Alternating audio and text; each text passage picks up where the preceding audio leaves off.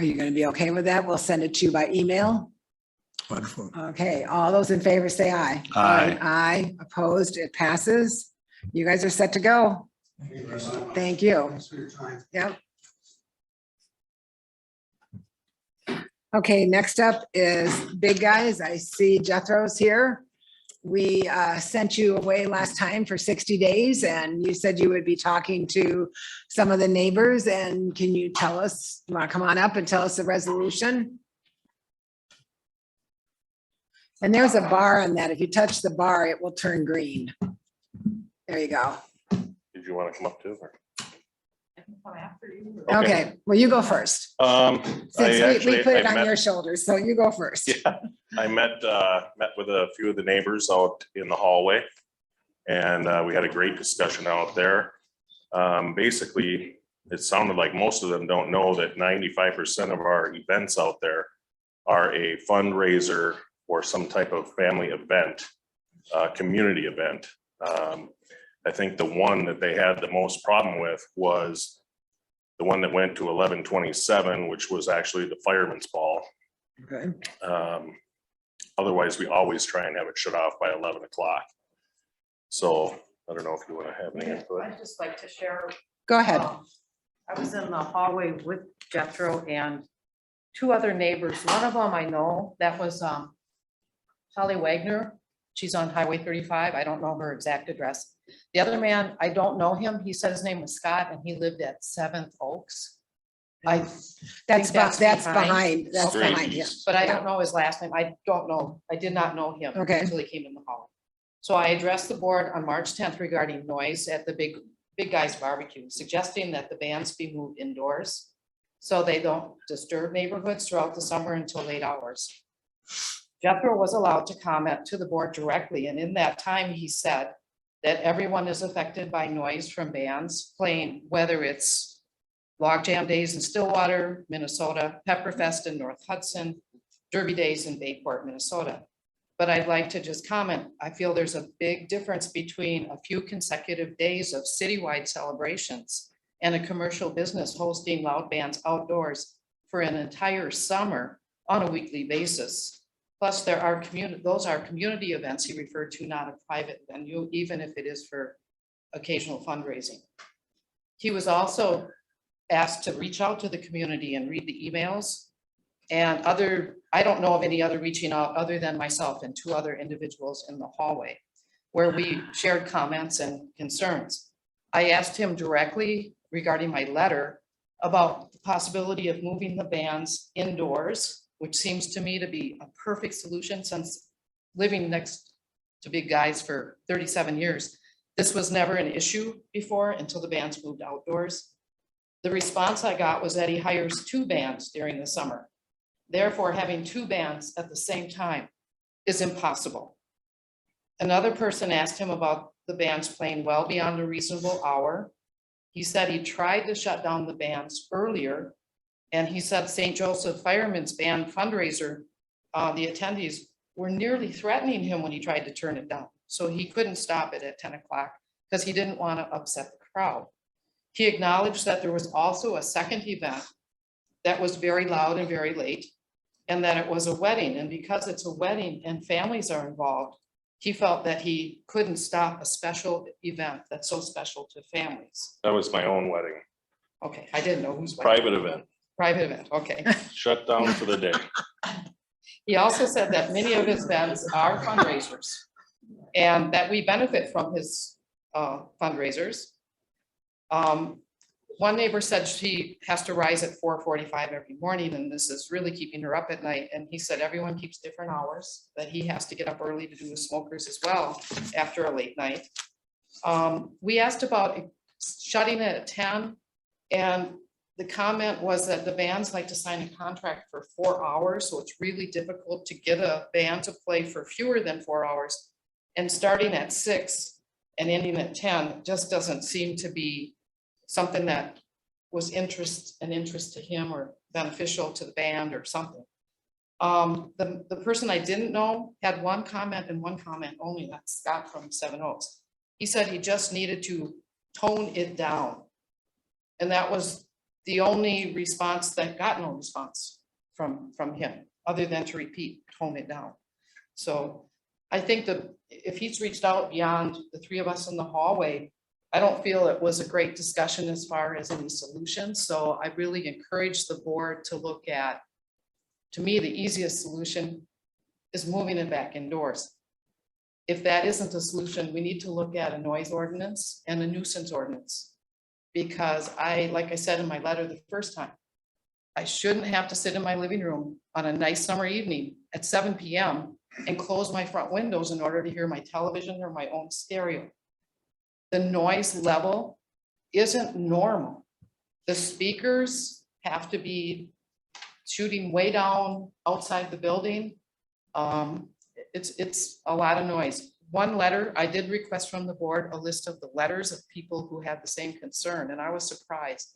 Someone who lives on towards the end of Red Pine Trail said in his letter that he had walked out to his mailbox on, I think it was a Tuesday evening, I'm not sure, but it was raining out. He got home late and he wanted to know why he should have to hear bingo calling on a rainy night, a half a mile from Big Guys. So the speakers outside on the building, maybe just removing all outdoor speakers would help. I don't know what the real solution is. If we could have a band outside without excessive speakers, you know, I want them to do well. I really felt when he first took those bands outside, it was a pandemic. I didn't complain at all. I said to my husband, we're just gonna have to put up with this until the pandemic's over because we don't want them to go under because people can't be together. We need the social distance. But I'm thinking this isn't what I thought it was. So I'm asking, you know, please help us out here if you have to take it on your own to do that, because it is a nuisance and it is a disturbance. I forgot to have you give your name to the clerk. Carissa Curran. Okay. Anything else from the board on this? Did you want to reply to it? Yeah, I'd like to reply. Okay, go ahead. I'll listen to you first. I really have never been intimidated by anybody, especially the fire department crowd. They were chanting to the band to keep going and it went like 2 more songs, which was the 20 some minutes before that calmed down. And I don't hire 2 bands just to have one outside. They're having events out there. It might be a cancer bike run, those types of things. They don't eat till 7, 8 o'clock dinner time and the band starts after. So that's where we're trying to cram that in by 11 o'clock. I purposely don't do it till midnight, 1 o'clock. You can ask everybody that lives in Holton. They get free music every single weekend and during the week from Stillwater all summer long. And there's nothing we can do about that. Also, I think talking to a lot of the local businesses, you already have, most people live in this township know that most businesses don't want to come here. And if you continue to make more problems for them, it's just going to continue it. I would have never bought the place if it went from the quiet, nothing going on place to using it at the whole commercial property. May I interject? I've been to a wedding before he owned it, where the band and the reception was inside. No problem. We had a great time. The music played. I've attended 9 St. Croix animal fundraiser events over the years for the animal shelter. We've had bands inside. It didn't take away, I don't think, their business. It might have not been the same amount of business as he has going today, but it was a very enjoyable, wonderful event. All right, board, what did you, this is 60 days after we asked, after that meeting where we asked him to go and have a talk with these people. Is there anything you want to do at this time, or do you want to think about it and put it on another agenda? What do you want to do? I feel that the parties have shared their concerns. The business owner has absorbed what the concerns are.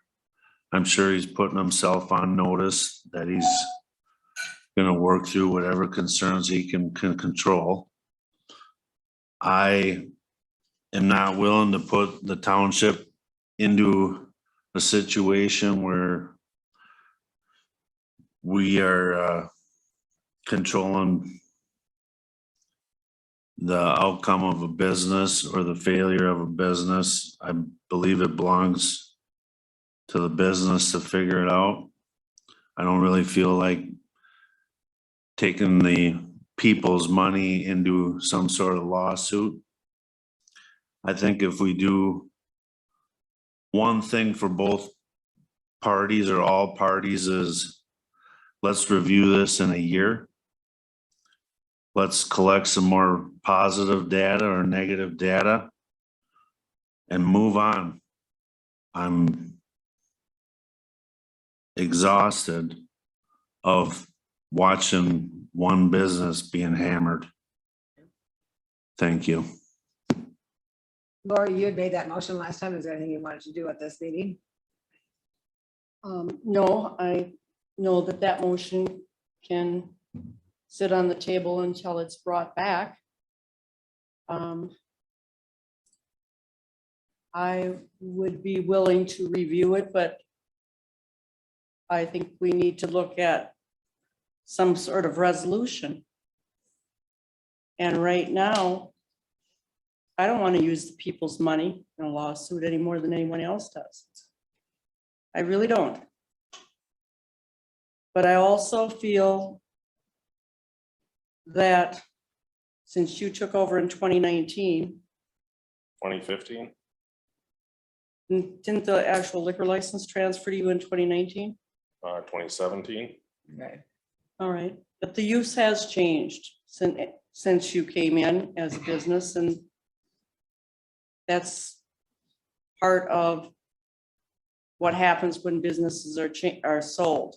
Correct. The history of the business, they used to have a ton of outdoor stuff in the 70s and 80s. A ton of outdoor stuff. So it hasn't changed. It just depends on how each business owner is going to use the property within the legal limits, which I am completely in the legal limits of everything. So in the The 70s, police have been out there 20 times with noise readers. Even if St. Croix County had a noise ordinance, we're not breaking the decibel levels. So I don't know what more we can do. Just because you can hear something doesn't mean it is illegal. so what keeps coming back up isn't your ability to be able to do business. What keeps coming up is the fact that the business is operating after 10 p.m. at night outside as opposed to inside the building. That's the part that We're operating in both areas. So when you have an event, cancer benefit, whatever it may be, when you have that event, we already are full inside with regular patrons. Okay, so we're doing a community event out in that tent, out at the granny cabin, or a volleyball tournament, or whatever it may be. And it's not going to, we're not moving our business outside. Our business has grown. Take a look at the tax record and tell me it hasn't compared to 2014 before I owned it. I'm sorry for being successful. I'm sorry. We could play till 1 o'clock in the morning like these other towns do, till midnight. I've dialed it back. We have decibel readers to make sure that we're not over the level. So I don't know what more we can do besides shut it down. Let somebody buy it. And you can hassle the shit out of somebody else. Somebody, a big corporation could buy that thing. They got plenty of money to fight you. I don't want to fight you with my own taxpayer money. We're not doing anything illegal. We've toned it back as short as we can. I've never called the St. Croix County Sheriff's ever against this business. I guess I need to see what kind of calls and what the decibels are. Correct. And We had a previous neighbor that did it 100 times and never once was I in violation ever. I'm sorry. I'm not sure if that's, you know, Well, you cannot you be can sure. tell me that, but, You- Please call them. Yeah, you can call them and ask. okay. Yeah. I mean, there is a limit to what you can do when it comes to noise. We all know that. We've all been down that path. We are all well aware of that. I think my reason for making this motion 60 days ago was to hopefully have an understanding between the business and the neighbors that would allow coexistence in a way that no one is getting PO'd with the other one, so to speak, because we all have to live there. You know, I get calls all the time about a variety of things that are unpleasant for people. I mean, one that I'm going to be hearing from here very shortly is when people are cleaning out their barns and people are complaining because of the smell. And it's a fact of life that you live in Wisconsin, and this happens in the spring. And it happens during the summer, but primarily in the spring. So I hear that, but I know what you're saying when you talk about it being a temporary situation as opposed to a long situation. So I'm kind of leaning a little bit towards what Chris said, is to give this some time to see if things are a little bit more settled between the parties this year, since you decided to kind of control things a little bit more rather than letting them go till 1 a.m. But we've And- never let one go till 1 a.m. ever. Ever. Okay, I know you have some emails from some people Yeah. that say that. We have never, okay. ever done that. And I guess I'd rather take a look at it maybe this fall and see how it went this summer. Would you be okay with that, or do you really want to let it go a year? I think the man needs to run his business. Let's do it in a year. Okay. Does anyone want to make that motion? To bring him back in a year? Are you okay with that? Yeah. Okay, Chris Marshall, I make a motion that we review Big Guy's Barbecue operations and concerns in 1 year in 2023, April. is there a second? I'll second it for discussion. Any other discussion? All right, all those in favor say aye. Aye. Aye. Abstain. Opposed? Oh, you abstained? So the motion carried. I had to think about that for a second, sorry. So the motion carried. So we're gonna bring you back in April. In the meantime, I will encourage these neighbors that if they have issues, I want them to call your establishment and ask to speak to you. Perfect. And if you're okay with that, I think that will garner some better relationships between all of you. And I would hope to think that your staff would, you know, funnel those calls to you. Yep. I would appreciate it. Thanks, everyone. Thank you. All right, thank you. Yes, sir. Just make a comment. Only if you come up to the microphone.